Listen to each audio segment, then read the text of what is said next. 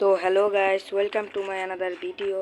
তো আমি এখন একটা লোনা বিস্টার দিয়েছি, দেখি আমি কয়টা কিল করতে পারি। চলো, ওই যে এনিমি দেখা যাচ্ছে, একটা কিল করে ফেলেছি। তো দৌড় দেই।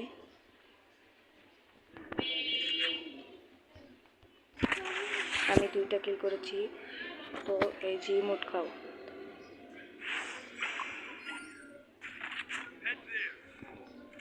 তো আমি এবার আবার দেখবো, দেখি আমি কয়টা কিল করে পারি।